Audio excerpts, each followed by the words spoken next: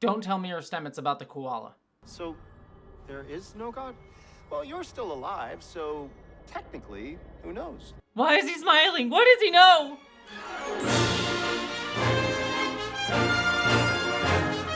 Hello interwebs and welcome to my ongoing retro review series of Star Trek Discovery Season 1 being done in preparation for Star Trek Discovery's 5th and final season premiering in about a week, a little less than a week from today, so I am so very pumped. But until that time, we still have a few more episodes of Season 1 to get through, and we are starting off today with Vaulting Ambition. Before we get into that episode, though, I do just wish to quick apologize for the delay in this episode, and also the fact that there haven't been a ton of videos on my channel the past couple of weeks, and probably won't be for the next few weeks beyond my Star Trek Discovery reviews. The reason is I am currently deep in the middle of post-production for my own film, Identities. We are almost wrapping up visual effects and all of that stuff, so I'm just not having a lot of sleep at the moment and just behind on a lot of things, so please forgive me for all of that. I promise you it is going to be well worth it. I mean, hell, look at this poster featuring the amazing Jessica Nicole that Nebula put out. Isn't it? It's just so badass. I'm so excited. This movie is going to be so much fun, and for those of you who haven't heard of it, by the way, it's a movie that I'm doing that'll be released on Nebula in just a few short months, starring not only John Delancey from Star Trek, but numerous other folks like Abigail Thorne of Philosophy Tube and Maggie May Fish from here on YouTube, as well as the aforementioned Jessica Nicole from Fringe. So just be excited and hyped for it. But right now, I'm just not getting a lot of sleep. But with that said, let us go through and review Vaulting Ambition. Reflecting my millennial attention span, this was, and I think still is if you discount short treks, the shortest live-action episode of Star Trek ever made, which I think speaks to how much of this episode is really just a setup for next episode's big finale-esque showdown. However, there is a ton that I do really love about this episode, especially as it ties into themes of empathy and connection, and how that relates to the season's ongoing themes of war, fascism, and racial supremacy that we've been talking about this entire season. And this episode does so in a bunch of complex ways that go beyond its main central important, yet sometimes simplistic message of our connections are what pull us out of the darkness of fascism. But let's start where that simple message is made the most clear, Stamets' storyline. Here we have Stamets finally meeting his mirror universe self in the fungal mycelial network, at least for as long as they wanted to pay the VFX artist to make this gorgeous looking set before they switch over to do the old, oh, this trippy plane of existence that could be anything that our minds imagine is turning into our regular weekly sets to make you feel more comfortable and totally is not a saving budget maneuver. Hey, this is my ship. No, you're still in the mycelial network, but it knows what's familiar to you, and it's trying to make you feel at home. But here we learn that R. Stamets' visions of the Mirror Universe this season came from the trapped Mirror Universe Stamets, who had ended up there due to his own experiments with the network. However, Mirror Stamets cannot escape and is slowly destroyed by him being there. Yet, R. Stamets is able to find a way out of this episode, not through the brute scientific force that Mirror Stamets tries to use, but through his emotional tethers to Culber. This is perfect. This was always my favorite time with you. Did you know I loved you? I don't think I told you enough. You showed me. I've already explained my issues with Culber's death as it relates to the bury your gays trope, as well as it contributing to the visualization of horrific violence against gay men of color in other videos that I've done this season, so I'll just say that while I hate that choice and would have preferred that they go in a different direction, this scene between Culber and Stamets is really beautiful. I love that Culber points out the distinction between Mirror Stamets and R. Stamets, that Mirror Stamets only cares to exploit the Spore network, while Stamets instead actually cares about it. In his universe, that Stamets exploited the network for his own gain. He's the one who corrupted it.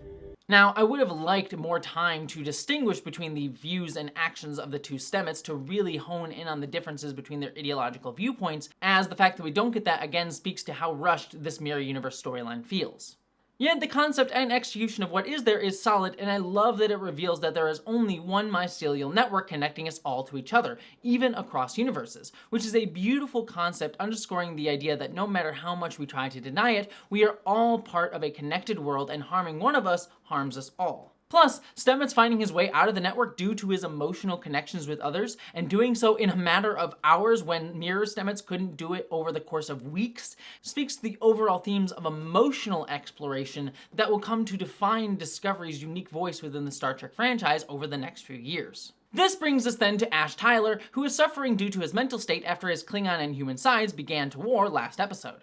And I love the scenes where Saru convinces Lura to help Tyler. She's initially resistant to do so, willing to uphold her ideology of racial purity above all, depersoning Vogue and even her own caring for him as simply being soldiers and a part of war. Vogue has given his body and soul for our ideology. If he suffers for that choice, so be it. It speaks to how fascism, war, and racial purity rhetoric constantly ask those who follow it to give themselves to the violent machine, system, or state, denying their ability to see the personhood of others and themselves. Saru, albeit a tad callously, confronting Lura with the cruelty of her inaction in order to help end Tyler/Vogue's suffering, and her eventually then choosing to help, is a great refutation of our ability to deny other people's personhood in the face of seeing their suffering. This is also a great first crack in Lura's dogmatic adherence to an ideology of purity. Her heartbreak at realizing that her helping Tyler/Vogue actually leads to the death of the person she knew is expressed wonderfully in her Klingon cry, reflecting the Klingon yell of souls entering Sto-vo-kor upon death. Her act was a mercy to end his suffering and even the version of the person that she had loved. Sadly, this story is still marred by its conflating consensual sex with sexual violence in Tyler/Vogue's mind in a way that I think badly presents how we should talk about sexual violence, especially towards men who are often forced to believe that they are always desiring sex by virtue of just being men. But setting that aside, Lura's arc is pretty great. This leads us then to our final storyline, Burnham and Empress Georgiou. I love that Mirror Georgiou and Burnham's relationship seems to be a dark reflection of their prime counterparts, one that was based on love and respect, but here perverted to fascistic ends because Empress Georgiou can never fully forgive Burnham because it will make her look weak. Philippa. It's Philippa now? Not so long ago, it was Mother. Also, as gross as it is and as meme to death as it has become, Burnham choosing what appears to be Saru without knowing that she's picking him for dinner later, leading to Georgiou casually just eating his ganglia and then forcing Burnham to do the same, is dark, but strangely effective at showing how much fascists see themselves and their race as supreme and all others are just used for labor and resources. I also think that the fact that we as the audience are so grossed out by Georgiou eating a fictional alien body part speaks to how well Discovery has made us empathize with the Kelpians through Saru this season. Thereby the show breaking down through our disgust at Georgiou our ingrained biases of humans being inherently superior. That said, this episode does touch upon one issue that I have with media that tries to break down fascism, and that is how much Discovery seems to revel in depictions of violence, sexual violence, and images of fascism this entire season. There's a well-known saying that it's impossible to make an anti-war war movie, and while I would disagree with that as an inherent truism, what that is basically speaking to is how movies are usually inherently built upon visual voyeurism and spectacle, especially within Western culture. And by depicting something as spectacle and something that we are intrigued to watch on screen, it inherently asks the viewer to have some level of pleasure at viewing it, regardless of if it's explicitly depicted as bad or not by the film. It's the same issue that I had with the depiction of the Airbender genocide in the live-action Avatar: The Last Airbender TV show that I spoke about over on my video on that on my main channel. Sometimes I do think that depicting the outcome and emotional aftermath of violence, be it individual, systemic, colonial, imperial, or whatever, is often much more powerful at getting across anti-violence themes, rather than actually showing it happening. But here in Discovery, we see Georgiou use a cool spinny death wheel to kill 5 people at once, which is absolutely awful, but also kind of cool looking, which sadly undercuts Discovery's themes of anti-fascism a little bit. This isn't me saying, by the way, that depicting violence is morally wrong, just more that it dilutes the effectiveness and runs counter to Discovery's intended message, which is again not something exclusive to Discovery or Star Trek, but really a lot of media that attempts to discuss and dissect these types of themes.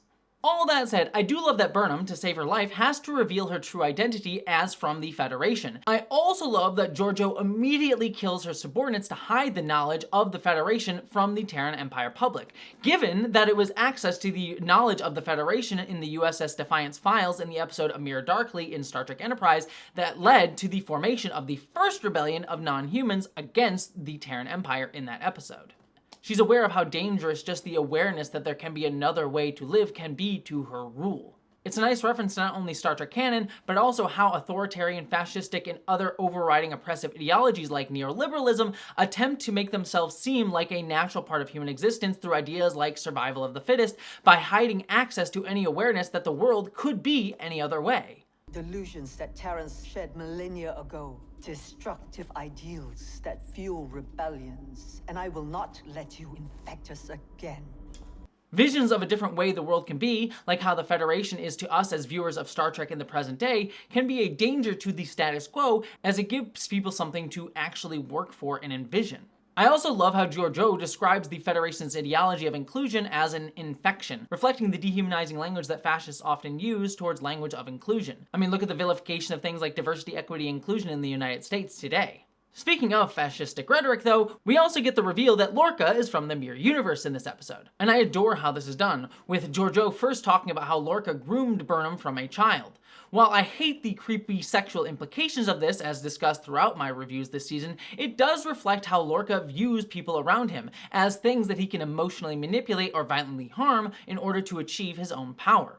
I also love the scenes that lead to Lorca's explicit reveal through his torture. It's a really brilliantly handled scene that plays with our association with who Lorca is at that point and twists it. The scene starts with us believing that Lorca can't remember his torturer's sister's name because he wouldn't know who it is as Prime Lorca, something that leads to the death of one of Mirror Universe Lorca's loyal men. However, when it's soon after revealed that Lorca is actually Mirror Universe Lorca, we realize that he didn't say the name of his torturer's sister because he just didn't give a crap to remember her, turning a scene where we have pity and empathy for Lorca into revulsion at his abject, unsympathetic cruelty, instantly setting him up as an imposing villain who has been willing to use our main characters as objects and cannon fodder for his own ends this entire season. Ava. Her name was Ava. And I liked her. But you know how it is. Somebody better came along. The only thing that I hate about this reveal is the sensitivity to light thing that apparently is part of the Terran's biology. It comes across as just a cheap trick to underscore Lorca's reveal in case people didn't get it. You're sensitive to light. Only compared to a human from your universe is the singular biological difference between our two races. Secondly, Georgiou describes this as a biological difference between Terrans and humans, which leans slightly into pseudoscientific race science nonsense of there being inherent differences between humans. It's not a big deal, but it's an unforced error on top of an already lazy storytelling crutch to ensure that the audience really gets it. It feels like the show not trusting its audience.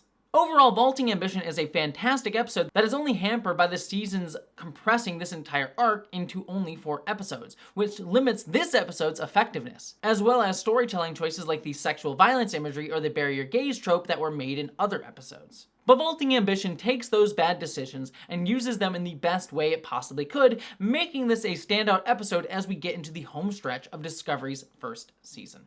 But what did you think? I'd love to hear all your thoughts down below. Don't forget to check out Identities if you haven't had a chance to check it out. We're going to be releasing a trailer hopefully in the next few weeks or a couple months, so get pumped for that. But beyond all of that, my friends, I hope y'all live long and prosper.